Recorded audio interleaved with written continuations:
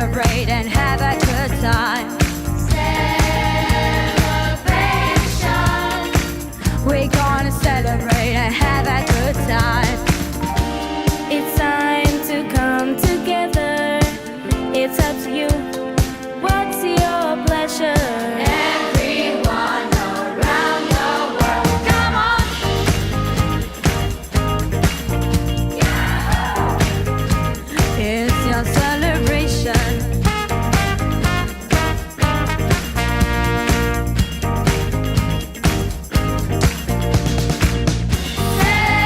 Celebrate good times, come on!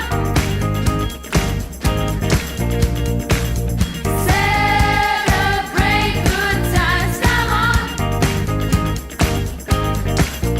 There's a party going on right here, a celebration to last throughout the years. So bring your good times and your laughter too. We gon' celebrate your party with you. Come on now.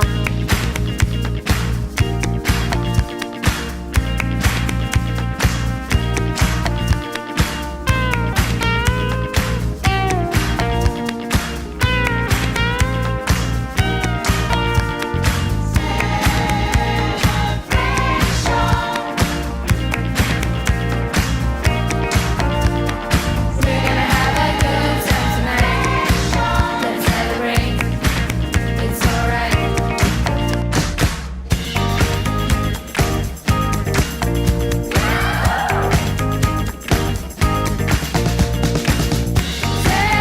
Celebrate good times, come on.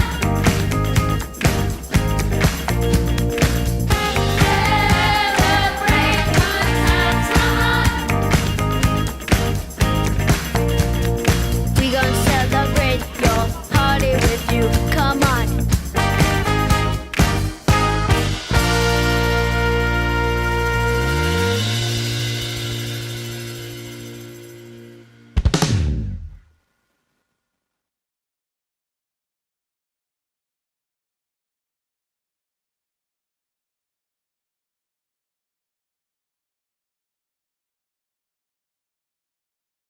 Good morning. Now that we've all gotten our chair dancing in, I'm Chris Chase, one of our vice presidents on the fellowships board and the chair of our children's program and membership committees. I also serve on the care team. I'd like to welcome each of you joining us today, wherever you are, whatever your beliefs, and whomever you love. You are welcome here with us. We invite you to look in today's order of service for announcements of activities and membership information. You can go to our website at UUFSMA.org and find there a link to today's order of service, a link to easily sign on to Zoom services, donate to our fellowship, or link to our YouTube channel with recordings of today's and previous Sunday services. Please share your website with your friends and family too. Our breakout discussions after the service are great places to reflect upon today's message with treasured and new friends. Just stay connected after the postlude music ends and you'll be randomly assigned to a room. If only one or two people show up, sit tight, and you'll be moved to a larger group. Near the end of the service, we'll post a question to kick off your discussion. If you're a new visitor, we invite you to delay accepting your breakout assignment so you can join me as a membership team representative. I'll look forward to chatting with you. Again, we are so appreciative that you've chosen to be with us today. And now for our COVID update by Stephanie Studenski. Good morning from the UUFSMA Task Force. I'm Stephanie Studenski, a member of the task force. First, congratulations to all of those in San Miguel and elsewhere who finally completed COVID-19 vaccination. This is a very special time for all of us who've missed seeing friends and family for so long. You're about to be able to do more of the things you love to do. As you begin to venture out, here's some helpful recommendations. First, remember to wait 2 weeks after your final shot. It takes a while to build up your immunity. Then you can get together indoors with other vaccinated people without masks or distancing. Go share some hugs. And you can get together indoors with other unvaccinated people without masks or distancing if they're from one household, as long as no one has an increased risk of severe illness from the virus. Be sure and safely store your record of vaccination. I was given a paper document, and as was suggested to me, I took a picture of it with my phone and saved it on my computer so I can be sure and have it available at any time. Keep in mind that many people around you have not yet received their shots. A much smaller proportion of people in Mexico have been vaccinated compared to in the United States. So prevention with masks and distancing is really crucial. You're helping prevent the spread of the virus to vulnerable people and to slow the rate of transmission throughout the community. So in Mexico, continue to mask in all public places, even outdoors. Wear masks indoors if you're with unvaccinated people from multiple households or if there are people from high-risk groups. Let's celebrate the progress we've made and treasure this opportunity to reconnect with friends and family. But while those of us that are fully vaccinated have personally achieved a major turning point, let's show we care about the many others around us who are still waiting. On behalf of our fellowship's children, whom we have missed dearly since last March, I now joyfully light our chalice.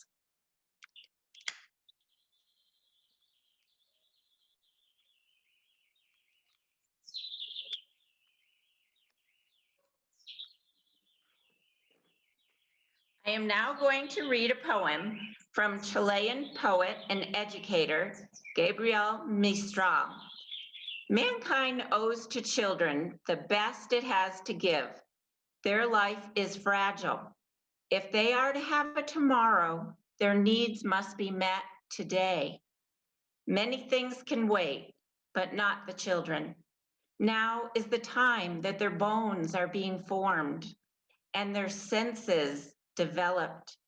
We cannot answer their tomorrows. Their name is today.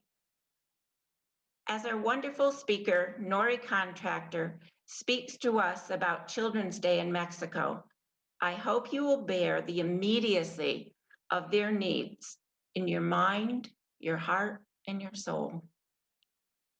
Now we join our voices to sing the hymn, I Seek the Spirit of the Child.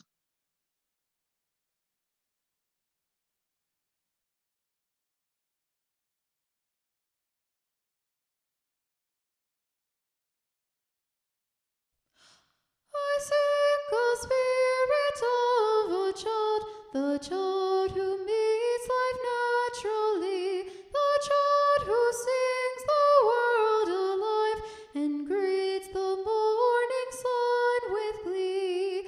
Children are real beyond the Lord. May I see joys a gift to our hearts. I seek the freedom of a child who loves instinctively, who lights our day with just a smile and shines the light on all we see. Children are real beyond all fears. May I see hope's a gift to our tears.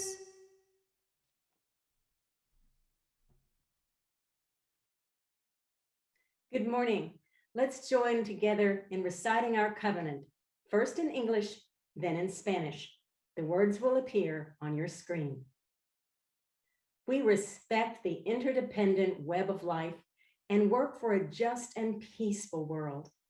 We encourage the search for truth and meaning, strive for compassion in our relationships, and seek values that will benefit our lives and the lives of others. This is our covenant. Respetamos todos los estilos de vida dentro de su red interdependiente y trabajamos por un mundo justo y pacífico. Alentamos la búsqueda de la verdad y la comprensión total. Nos esforzamos por mantener compasión en nuestras relaciones y buscamos valores que beneficien nuestras vidas y las vidas de los demás. Este es nuestro convenio.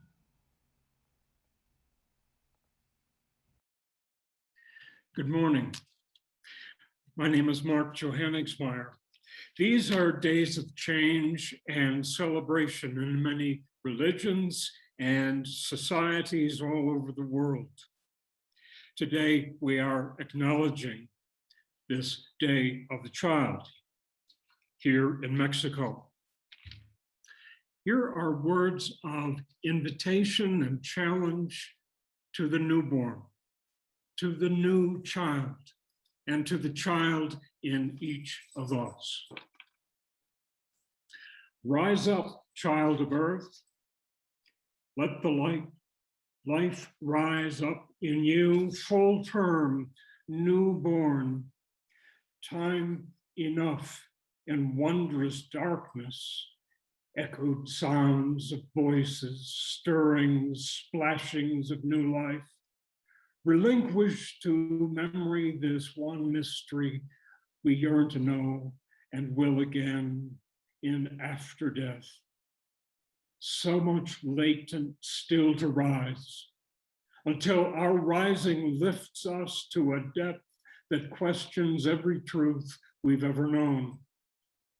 Mud stirred of first clay, plaything of a potter who fell in love with her hand's work. Blessed be her handiwork. Blessed be the work of her hands. Blessed be. Words of Pat Kozak. Today we light a candle for each joy or concern or sorrow. You may send in any of these joys and concerns to Reverend Tom Rossiello during the week in advance of the Sunday service. You can also type in any concerns right now in the chat box, and you'll see the link at the bottom of your screen. Our first joy comes from Ed Tudor and Gary Belkin. They are not in San Miguel, they are in New York, celebrating Ed's mother's 100th birthday today. It is the first time that they have seen her mother in 17 months, although Ed speaks with her every day. Ed says she remains sharp and witty. What a joy. A second candle. We continue to send our healing wishes to Dan Nussbiel, the president of our board. He is now out of the hospital. He is getting better after several complications following surgery. Dan and Kathy are staying longer in the US, longer than they had planned, until he gets an okay from his doctors. And then they will be back in San Miguel. A third candle, this for continuing recuperation for Trish Snyder, making great strides after her rehab in Texas following hip surgery. They'll be back, Trish and Dick, back in San Miguel soon. Things are happening in the United States all the time. One of the things that is an ongoing concern is that there are states in the United States enacting laws that would block the voting of people, especially brown and black. We light a candle to affirm our commitment as a faith community for the democratic process and the right of all people to participate. We light a candle for children who are in desperate and difficult situations, children who have crossed the border into the United States and have not experienced a warm or safe welcome. We light this same candle for all children in all parts of the world who suffer due to political unrest or poverty or abuse. We celebrate Frank Toms, who celebrated his birthday this week. A candle, Diana Ezekian had submitted this, a candle of sorrow for the loss of Tom Frazee, a member of this larger community of San Miguel. He was a genial character in San Miguel. He's going to be missed by many, many people. We remember Tom. And this from Jeannie Seward. She tells us this is also Bereaved Mother's Day. And she asked that we light a candle for all moms who have lost a child. And our final candle today is acknowledging that we cannot name, we cannot share aloud all of the concerns that are in our lives. We have many private sorrows and joys. This candle represents everything that each one of you carries deep within.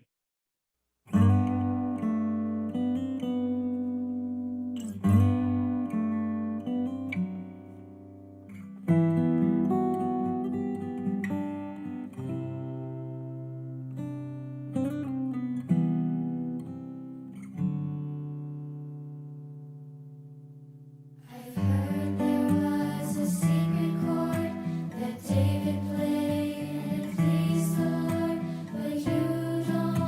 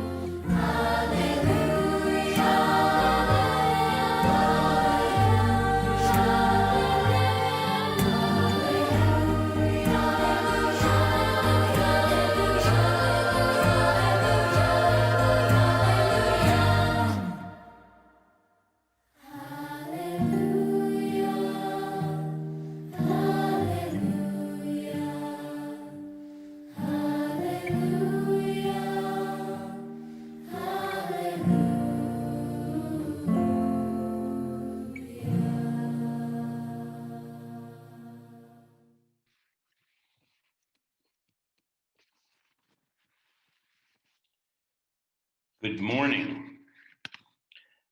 My name is William Dalsimer, and I am a board member of this fellowship. In 2021, the fellowship continues to sponsor scholarships for 10 preschool students at Centro Infantil de Los Angeles, who are from single-parent families living in extreme poverty. The Centro Infantil, a daycare program, targets 2 generations to help break the cycle of poverty.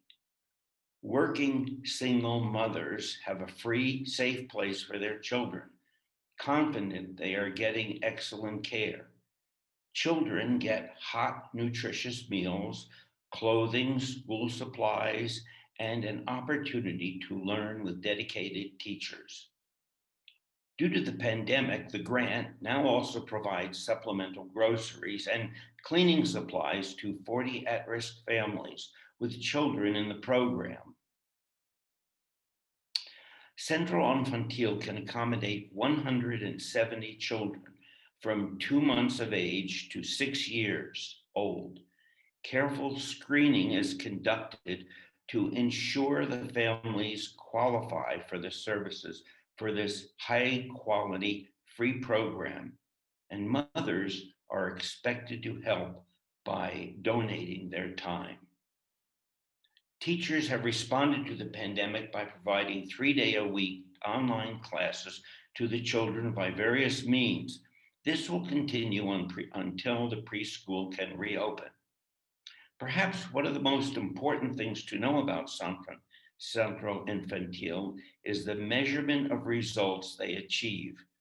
External evaluators have found the students score above average on the standardized tests while in the program. And after attending the program, they go on to have higher averages in primary and secondary school. There are many single mothers in poverty in our community, and their children deserve a chance to get a good start on a path that will help them to succeed. We ask you for your continuous and generous support for Centro Infantil and those other organizations we support, working to create a healthier and more secure world for many of our neighbors who live in poverty.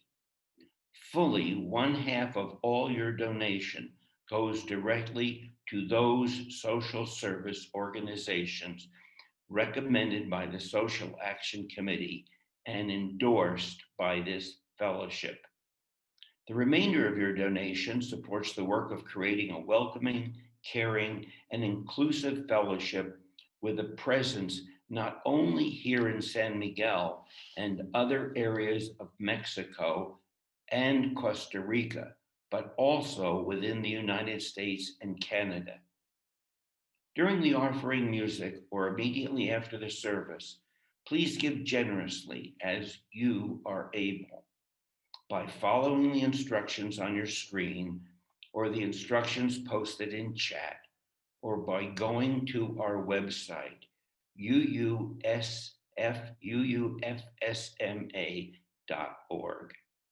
Thank you.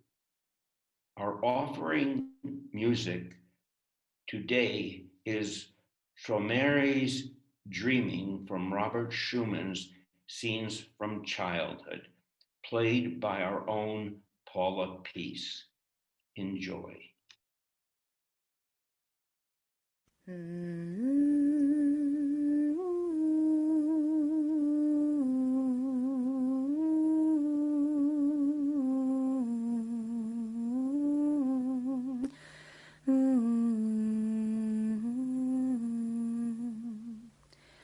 From you I receive, to you I give.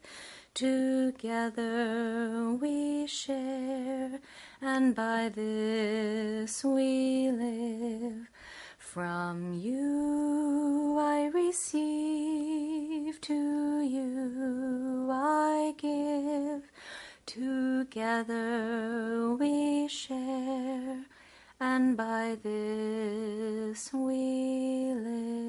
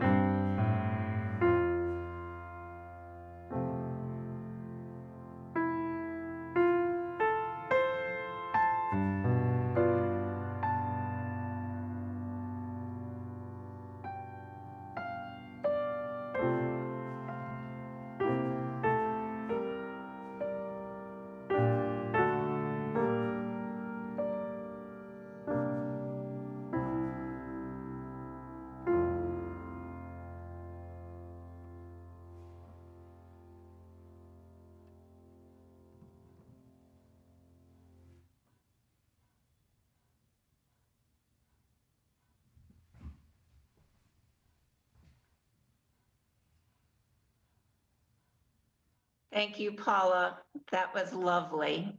And thank you for your decor on the corner of your piano too. I always enjoy that, as does everyone. Our speaker this morning is Nory Contractor.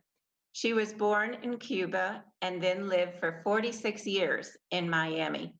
Nory came to San Miguel about 6 years ago. And for the past 5 years, she has directed the nonprofit Patronato Pro Niños, which provides medical, dental, nutritional, and psychological attention to underserved children in San Miguel and its remote rural communities. Nory is a skilled educator and executive. Her background includes having held very responsible positions at Humana, United Healthcare, and as the campus president of the National School of Technology in Miami. She is also a founder of Mano Amiga, which provides microloans to women entrepreneurs in San Miguel de Allende. I know Nory best from her very visible role in San Miguel de Allende's Midday Rotary Club, where I regularly admire seeing her efficient, kind, and technologically talented skills shine. It is my absolute pleasure to welcome Nory to our service today. Thank you so much, Chris, for those lovely and kind words. I do feel like I'm at home here with the UU today. Of course, many of you have reached out to me throughout the last few days, wishing me well. And I see that one of our most beloved Unitarians and citizens of San Miguel, and of course, one of the founders of the walking tours of Patronato Pro Niños, and still a current and active board member, is with us today, Betsy Davis. So thank you, Betsy, for being with us. Love you so much. So I am going to be a little emotional today because somehow the committee ganged up and chose all of the, very emotional pieces to play. But I'm here to, go through a presentation that we've prepared for you on what it is that we celebrate here and really all over the world in Children's Day. Are you going to do a split screen for us, or how does that work? No? Okay, I thought I was going to be able to see the presentation. I guess you do it that way. Okay, no problem. No problem. I have the presentation here with me as well. As you'll see there in the first slide, we have the Children's Day lovely picture there of a group, and that was a celebration we had in 2019. And the main guy there in the front is Eddie, and I just adore him. And many times God has sent Eddie directly to me to give me a personal message of love. Eddie is a Down syndrome child. So with that, we open the presentation. Next slide, please. All right, back in 1925, the Children's Day was first proclaimed in Geneva, and this was as a result of a conference that took place after World War II. And so since 1950, basically Children's Day was declared all over the world, but it was supposed to be celebrated sometime in June. The day is celebrated even in some communist countries, which is, really amazing. Next slide, please. So interestingly, the United Nations recommended that Children's Day be celebrated November 20th. Unfortunately, here in Mexico, that was not a good day because it commemorated Revolution Day. So in Mexico, it was decided to move it. And then some countries opted for May, but May was also a difficult month. And here we are, May 1st, but the real official Children's Day took place on Friday, April 30th. We at Patronato this year celebrated it on Thursday, the 29th.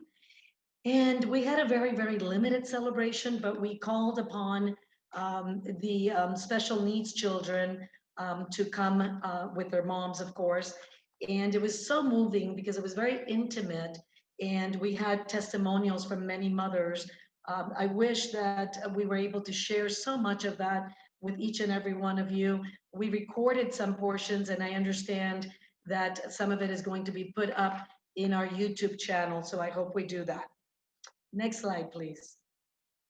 So in Mexico, the celebrations are not just fun and games. It's very important that the children actually know that this day is important for them and that they're going to be recognized, by their family members. Sometimes they even request that day to be celebrated. As a matter of fact, I have a lovely Mexican friend who lives in Querétaro, and she was here over the weekend, and she was leaving very early today to go back to Querétaro because her 7-year-old reminded her, "Mom, aren't you going to celebrate Children's Day with me? I deserve a celebration of some kind." So she ran over there to do something with him. So next slide, please. So children don't just get to skip school. As a matter of fact, although regular activities for the day may be suspended, the important things for the day are brought to light in the way of celebration. Sometimes they organize specific games. The children also get to bring their favorite food to share with others in the school. Of course, again, this year, we're still not there, and so the celebrations are kept to a minimum. Next slide, please, Diego. Thank you so much. So what is really important about what took place back in 1950? It was really the naming of the rights of children that still till today are so very important for us. As a society and all over the world, the responsibility that each and every one of us has of understanding what those rights are and how we ourselves can apply them to our dealings with children and with institutions and places that deal with children and that uphold those rights. The list of rights, of course, is very public knowledge. UNICEF on their website actually has a really lovely list that explains each and every one of the rights. And so I offer you that opportunity to please visit that site one day and take a look at that. And the next slide, please, goes on to cover the next 10 rights that encompass the 20 rights that were offered during that important meeting back in 1950. So next slide, please. So I was thrilled beyond words when I was asked to speak to you today. And I just love that this community cares so much about its children and about everything that can make the community better. And I was even more thrilled when I learned a little more about what it means to be a Universalist Unitarian and to join this fellowship. And so incorporating one of your very important 7 principles, and let it be known that it's actually the #1 principle, the inherent worth and dignity of every person. So it's just amazing that those that came before you would be so brilliant as to name that the #1 principle, because often we forget that children are exactly that, a person that is yet to grow up, but that God created with every bit of the same, let's say, love and care that he put to each and every one of us to one day become a productive and wonderful human being in society. Next slide, please. So what does it mean for us to consider, no, one back, please. For us to consider the #1 principle here of the inherent worth and dignity of every person is for us to always look at the children that come into our lives, knowing that for the moment, we may have to be their advocate. We may have to be the person that raises a hand on their behalf and ensures that an injustice is not done to them and makes sure that they get and receive at least the very basic of the rights that were granted to them. And interestingly enough, some of the rights are things that, we really take for granted, such as the right to happiness, the right to a safe and secure environment. I mean, these things are said lightly, but here in this community, they take on a very serious connotation. And I urge each of you to really think seriously about what that could mean. My board of directors at Patronato Pro Niños has a wonderful schedule of meetings. We adhere to them very strictly. And luckily for us, the last Thursday of every month, we meet as a group. We've been doing it via Zoom for 13 months now. Seems forever. And Betsy won't let me lie, as I say here in Mexico, no me dejará mentir, that last Thursday we brought to the board a very interesting case, of child abuse. And for me, on a personal level, sometimes it's hard to consider that these kinds of things can happen in such a beautiful and wonderful and loving community, but they still do. And therefore, we are, each and every one of us, is responsible for that. Next slide, please. So now we also have to consider, the why. Most times it's human nature for us to believe that unless there's something in it for us, we should not make an investment in something. And so if you take anything away from today, this would be the message that I would want you to take away. And that is that the future is in each of our hands every single day. And how is that? Well, that is because research has shown that the investment that we make in today's children is the creation of tomorrow's society.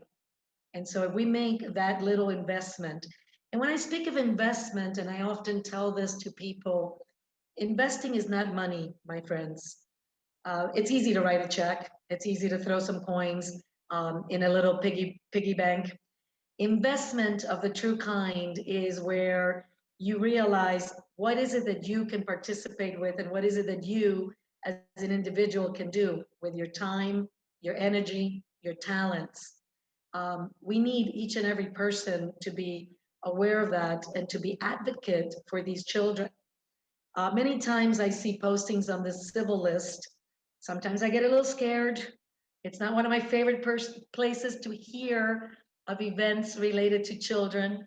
I do publicly offer my email address and my phone number so people can know that they can reach out to me personally and we can together be an advocate for a child in need.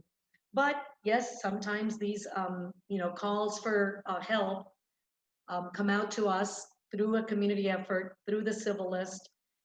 And it never amazes me to see the need that is out there, along with the commitment that people are ready to jump in and do together. Just 2 weeks ago, there was a posting about a child who was born with 6 fingers, and they were actually quite cute if you looked at them in the way God would want us to look at them. He gave him extra fingers. God knows what he could do with that, but they were given to him. But somewhere in his culture and his family, they decided that this was not a good thing, and they might have looked at it as something that, later on in life was not going to be good for the child. So the father, in trying to do everything he could for the child, decided to tightly tie one of the fingers with a string. I see some of your faces. That was exactly the reaction we had. Interestingly enough, being from Cuba, coming from a small community, I was born in a very, very poor family. We actually had quite a few family members that suffered from that same abnormality, really, having, a 6th finger on my father's side of the family. And then on my mother's side of the family, my mother included, she had double thumbs on her left hand. And so the minute my brothers and I had children, first thing my mother did was run to the nursery and see did they have any of these, strange things going on, but luckily they didn't. But anyway, going back to the child the other day in the community, we get involved and we go out there because by now, that the father had decided to tie tightly had become gangrened, and then part of the hand was starting to become gangrened. And so, of course, our interest was not only in saving that finger, if we had to, or in, just removing the finger correctly and, with a proper surgery. But we ran out there, and luckily, because we live in a community that has other types of resources that are very natural to them, a comadrona, or a midwife, had already taken care of cutting the finger off and suturing the finger, and the little boy was going to be okay. So it just, amazes me that, these things can still happen in today's world. But going back to, again, what I was saying about our investment in each of these children, if we don't do it today and we don't realize that tomorrow's future society depends on what we are developing, then we're definitely missing the point. Next slide, please, Diego. So we at Patronato, of course, take our impact on the lives of these children and family very seriously. We offer services to as many children as are brought to our attention.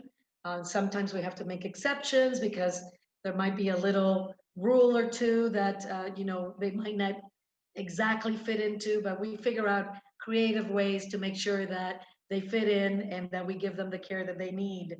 I call us the St. Jude's of Mexico. No child is ever turned away.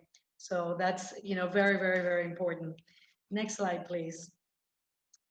We offer the programs, as Chris mentioned earlier, medical, dental, psychology, and nutrition. But most importantly, we have an area that's called social work. And this area actually works very closely with the UU because you have graciously provided a grant for us where we've been able to continue advertising our services and the way that families can get help once we were back out in the communities, because during the pandemic, we were only closed for 6 months, but starting September 2020, we went back out in our mobile medical and dental units, and we opened the facility. So in social work, there was an explosion of sorts, and I want to share the next slide with you. And I don't know how much you can see these, but the yellows are the amount of children in each of the areas that we helped in 2019. And the teals, my favorite color, are the ones that we helped in 2020. And you're going to see a decrease in each of the areas comparing 2019 to 2020, except in the last column. And that last column represents social work. So what happened during 2020 is that because we were closed and because there were so many parents suffering from lack of employment and other resources that they had been able to have and to make available to their families, they no longer had. And so in 2020, social work doubled and a little bit more. And again, thanks to your support through the radio program, we were able to remotely help all of those children. What did that mean during 2020 when we were closed? That meant many of us gearing up and wearing double and triple mask and wearing a shield and gloves and a tie-back suit and going out to a remote community in our personal vehicle, in maybe a volunteer's vehicle, and making sure that that child or that family still received the medical attention that they needed of urgency, and sometimes the psychological attention, which was also a huge boom during 2020. There were quite a few suicide attempts in teenagers, and unfortunately, there were quite a few actual successful suicides in young families, parents of children who basically lost their lives when the increased pressure of the reality of 2020 hit these families. So now the children became our responsibility in taking care of them. Next slide, please. So throughout all of this, we decided that one of the most important things we could do was give everyone an opportunity to make that difference in a small and really subtle way without having to really change your lifestyle. So we created a program called Madrina Padrino. We didn't really want to translate the words because sometimes words, as they're translated, they may lose a little bit of their effect. Obviously, we know that these words translate to godmother and godfather. Some people get a little crazy when the word God comes into their lives and they get like, I don't want to be religious about this. So we decided to continue calling it Madrina Padrino because what does that mean? To apadrinar, or to basically sponsor or be the godparent or fairy godmother to one of these children is a way of really making sure that their life is going to be impacted with the changes that they need. And that is the basic dental and nutritional and medical and psychological care. I see on the screen quite a few of the madrinas and padrinos that already support us, and I thank you for that. I'm not going to mention any names because I don't want to put you on the spot, but I do know the list quite well. Our program is basically $30 a month. So it's based on a $1 a day concept or 20 pesos. We all know we can throw away 20 pesos in one day very, very, very easily. As I call it here, monopoly money. They give me money, it has cute little colors. I don't associate it to an actual amount. And so before I know it, at the end of the week, I have no more bills left in my purse because I gave it all away because they were cute and colorful. So that's been a problem for me here. All of the money here should be green, trust me. We'll go to the next slide, please, Diego. And so we have some wonderful ways in our website to help you donate. But again, giving is not just about the money. We urge you to shoot us an email if you have a great idea. If you think you could do something to connect us to somebody, that's another wonderful, wonderful way that you can help. And of course, if you're able to volunteer in some way. We'll go to the next slide. Our phone numbers are up there. My personal cell, which is public notice. It's probably even on our YouTube channel, and that's local 415 number, and it's 125-4792. And the world's longest email address is norycontractor@patronatoproninos.org. And you're welcome to send me an email there. And if you forget that, you can shoot us an email at info@patronato. And I'll leave you with the last slide, which is a quote from one of my favorite people, who's of course no longer with us, but the great Mahatma Gandhi used to say, "It is health that is real wealth and not pieces of gold or silver." And that, for those of us that have had our own challenges with health, we know that that is the very, very biggest truth probably in the world. So I understand that later we'll be able to join you in some chat rooms. I hope we coincide. If not, I'd love to coincide in some other way. And now it's my pleasure to leave you with a poem from one of my very favorites. And thank you, ladies, who put the program together. A program titled On Children, written by Lebanese-American poet Khalil Gibran. And thank you for the opportunity.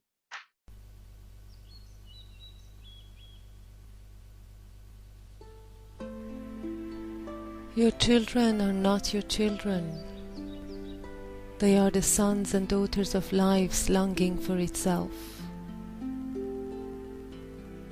They come through you, but not from you. And though they are with you, yet they belong not to you. You may give them your love, but not your thoughts, for they have their own thoughts. You may house their bodies, but not their souls, for their souls dwell in the house of tomorrow, which you cannot visit, not even in your dreams. You may strive to be like them, but seek not to make them like you, for life goes not backward, nor tarries with yesterday.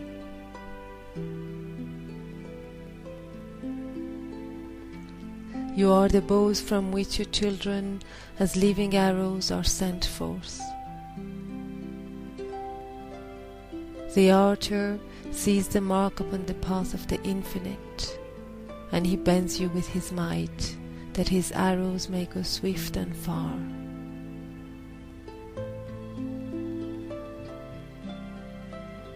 Let your bending in the archer's hand be for gladness, for even as he loves the arrow that flies, so he loves also the bow that is stable.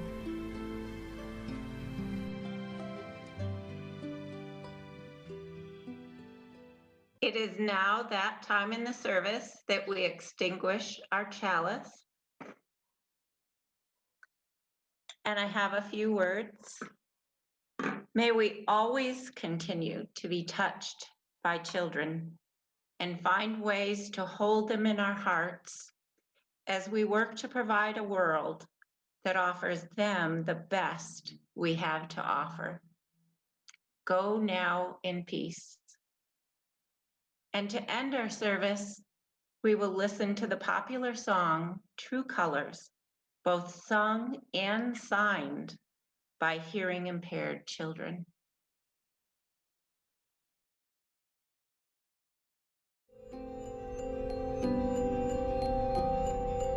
You with the sad eyes, don't be discouraged. Oh, I realize it's hard to take courage in a world full of people.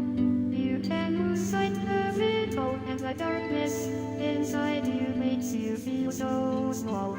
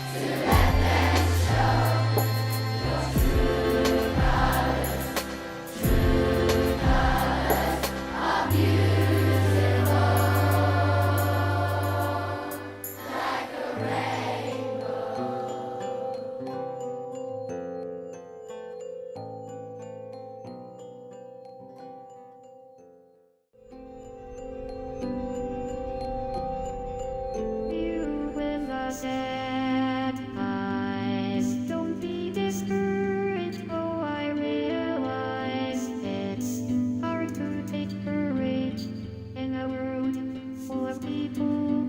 You can lose sight of it all, and the darkness inside you makes you feel so small.